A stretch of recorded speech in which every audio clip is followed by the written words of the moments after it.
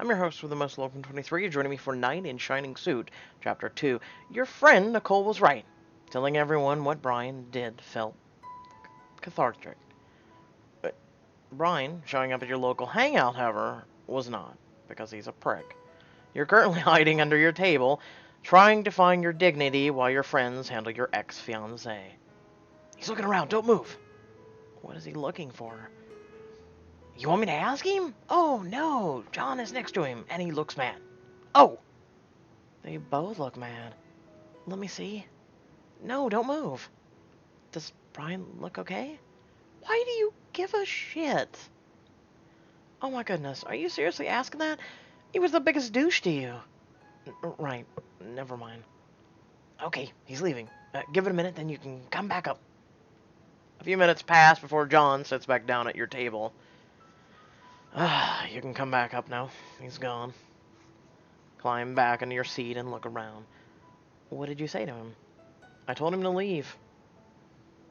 Did he say why he was here? He's never come here before. He was looking for you. What? He said he wanted to talk to you about something and hoped you'd be here. Wait. Should I call... I'm gonna smack the shit out of you. How dare he come to my place? The nerve of that man. Like he hasn't done enough already to destroy me.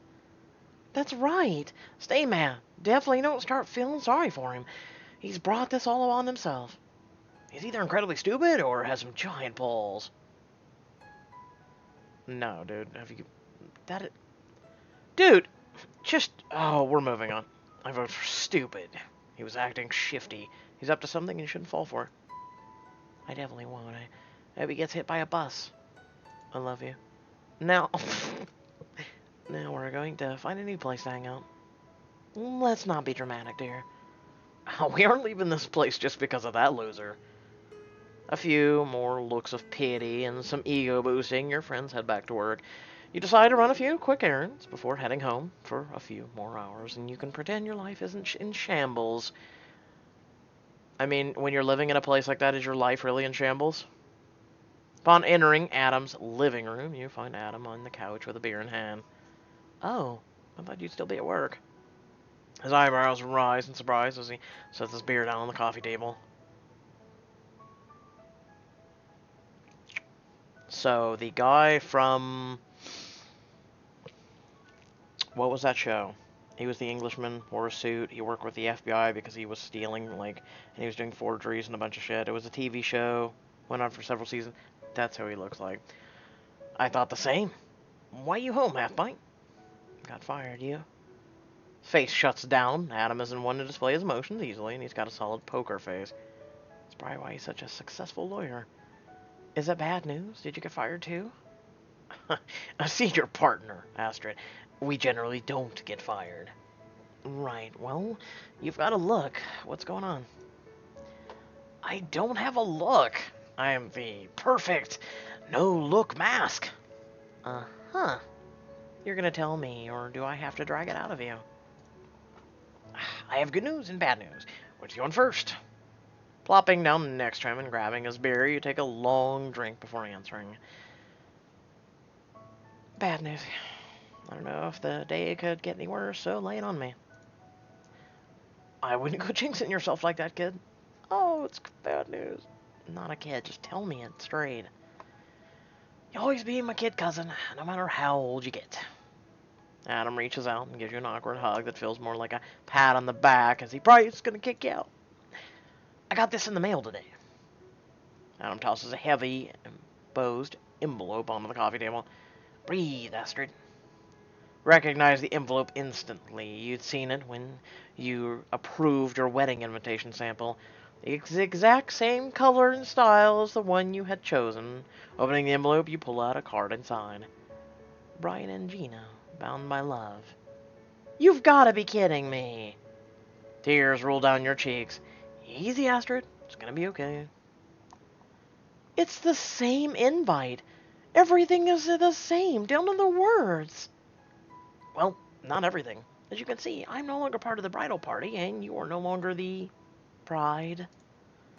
Adam's face is a blur, though. Through your tears, he reaches for you, but you shy away. You stole my wedding, Adam. Brian was supposed to cancel the arrangements. Well, apparently the marriage is Brian's solution to everything. He figured that he'd already paid for it, and he's got a baby on the way.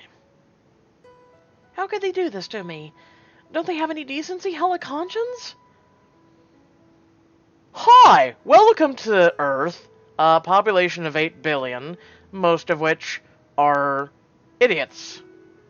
Seriously? Like, everyone's complacency right now is just bothering the shit out of me today. I'll discuss why at the end of the video. Your breathing becomes labored, like you can't get enough oxygen in your lungs. Tendrils of anger ignite in your chest. Adam grabs your shoulders and pulls you close.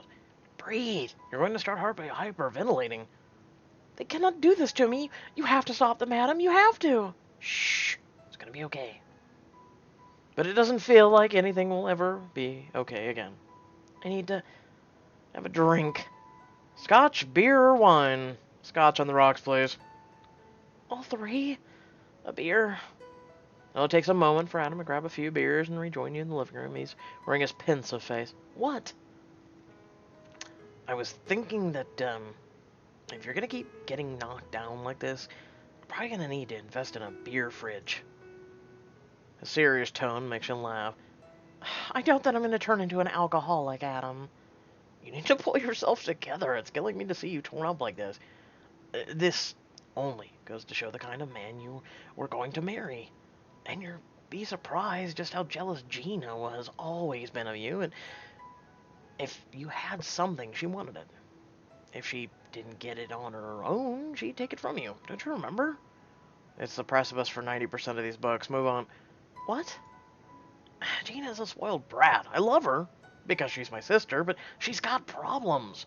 She was never happy that you loved your career while she didn't even have a job. But she works for Brian. And who do you think got her that job? You did. Dad always told her to be more like you. Focused, goal-oriented. He was proud of you for being committed while she was dating dropouts and spoiled rich kids. How did I never see this? You were happy, Astrid. It was easy to ignore. But she's seen me at my weakest. I always thought she was the lucky one because the things were so easy for her. Her life came on a silver platter. She's never had to work for it. And still, she wanted what you had. Adam, what am I going to do? Get up. That's the first thing you need to do. Get up, pull your shit together, and keep moving forward. Never look back. Don't ever give Brian or anyone else the satisfaction of knowing they can hurt you. Wipe a tear from your eye. I don't think I can. This whole thing has wrecked me. It's going to be hard, but you can do it. You can rise above this. Don't let those a-holes defeat you. Pull Adam into a hug, and this time he relents and wraps his arms around your shoulders tightly. I know we're not related by blood, but I really lucked out when having you in my family. Thank you. I've watched you grow into a great person. I don't want this horrible situation to ruin that. You know what they say. What doesn't kill you will only make you stronger, and what do you know? You're still alive, right? A light flickers into life inside your head, and for the first time in weeks, you smile. Yes, Adam, I'm still alive. Wait, what about the good news? The goddamn good news, man! Oh my god, I hate you so much. I mean, yeah, I should have gone with the good news. A few weeks later, you still haven't gotten anywhere. You've applied for jobs, but found nothing. Your friends take you out to late lunch, hoping to bolster your spirits. If you'd only just apply for jobs as a wedding planner, you'd be set right now. You're famous in our industry. What's the point of planning weddings when I don't believe in love? All because of one guy? Okay, ladies, if you have a shit goddamn relationship in your life, and all of a sudden, and this goes for gentlemen as well, and all of a sudden you want to give up everything, okay? Everything. Because of one person? You know what? No, I don't buy that. I don't. I actually loved someone once, and I lost her. She's dead. Okay? I never thought I'd love again, but I keep trying. And that's something that's far worse than a cheating a-hole. So, no, do not let one thing ruin your love life. Don't. Continue looking for love in life. And who knows? Along that adventure, you might find someone. Okay? So, moving on. My own wedding is being stolen by my ex-fiance. For the love of God. Speaking of, are you, going? Going where? To the wedding? You... Dude, did you even have to ask? Hell no. Why would I go to the wedding of my ex-fiance and ex-best friend slash cousin slash... Brian doesn't get to slash anything. Oh, he's a conniving slash cheap slash indecent slash spineless son of a... Great, now we're getting somewhere. At least now you hate him enough to admit that it's time for some payback. What? How can I get payback? By showing them that you're happy and that you've moved on. Who goes to the wed... You're an idiot. Okay, so I'll get my revenge in 5 years. They won't even remember this then. Oh, honey. They probably won't even be together in 5 years. You don't have to be happy. You just have to show them that you are. Right. Fake it till you make it, doll. I'll drink to that. No. No. That is horrible advice, and you have horrible friends for it. Fake it till you make... Oh, Jesus Christ. Anyway, the group raises their glasses and calls out cheers before slamming them down. So, you ready to sell that rock now? At least it will get you out of Adam's place and into your own. No need to hold on to it. Brian certainly isn't worth it, and the memories attached to it aren't helping. At least get it appraised.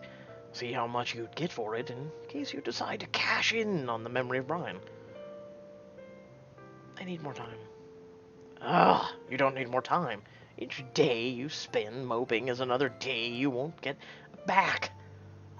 Don't you want to be independent? Don't you want to be strong? Well, I would like to be more independent. I can't rely on Adam's charity for much longer. So do this, Astrid. Do this one thing for yourself and not him. In order for you to move on, you need to let go. Starting with that ring. I can't. I'm gonna break your finger and steal the ring. It's serious. What's holding you back? Yep. All of these reasons are stupid. Oh my god, here we'll go with it. It was a gift. I can't just pawn it. A false gift of promises. A gift that means nothing to him. Danny is right. Brian doesn't care, so why should you? Let's just get it appraised. You won't have to sell it right now. You can decide later. Yay! I know, just the shop you can take it to. Even if you get it appraised, then at least you'll know how much it's worth. I can't believe I'm gonna do this. Watch it be fake. Watch it be worthless as a cheap whiskey. Believe it. You've just got taken the first steps of moving on. I don't want to comment. I'm tired of commenting. Leave me alone. Shouldn't it be the first time you comment? Like, they stop asking? Nah, we want an update. I'll give you an update. You don't like my update because you still owe me 12 diamonds. Whew. So, first thing I mentioned in the video. Actually, we'll just do it in this order. If you did enjoy, like, comment, share, subscribe. Head in the description below. There's links to social media or Discord and a few links to support me and my content. Moving on to the other important things if you want to stay for it. 1. Trump sucks. Insert word. If you love Trump and you voted for him, please have an open mind by the following that I say. The guy literally posted a video, and I'll link it in the description, or not even the description, the comment section below, saying this is what's wrong with video games. It's a minute and like 20-some second snippets of like death scenes in video games from taken and stolen, by the way, illegally. And in the video, I hope every YouTuber puts a takedown notice on the video and gets the White House goddamn account with a copyright strike and gets their account taken down because I'm pissed off right now. They put a bunch of death scenes from video games into a minute and like 20-some snippet, right? And they're saying that basically that's wrong with what's gaming. Gaming should be heavily revamped. The gaming is causing all this crap, okay? Okay. As a person who has had a shit life, okay? We're not going to go into all that right now. I have turned to games that include violence. Games like this. A lot of games. And you yourselves that are watching are turning to games too as a sort of form of enjoyment, right? We all know life sucks, right? Every day you gotta get up and work. Every day you may or may not gotta deal with parents or kids or debt or health problems. You turn to games because it's an alternative reality. It's a way of alleviating yourselves. Pretty much, long story short, they want to screw with games now. Trump invited a few people to the White House to, hey, you're part of the game industry, and then invited 5 people that are lobbyists against video games that want to screw games over. I'm really irked by that, and I'm really irked by not many people covering it right now, because this is a guy who screwed over the internet, by the way, who wants to now screw over gaming, and don't worry, he's working on music and movies and television next. Just give it a while, okay? He's got, what, 2 more years in office until he gets to campaign for another 4, which, please, for the love of God, do not vote for this man, okay? How much strife has he put in this country since he's been in office? And every week he treats it like The Apprentice. He literally fires somebody and then hires somebody and then fires another person the next week. Think about that.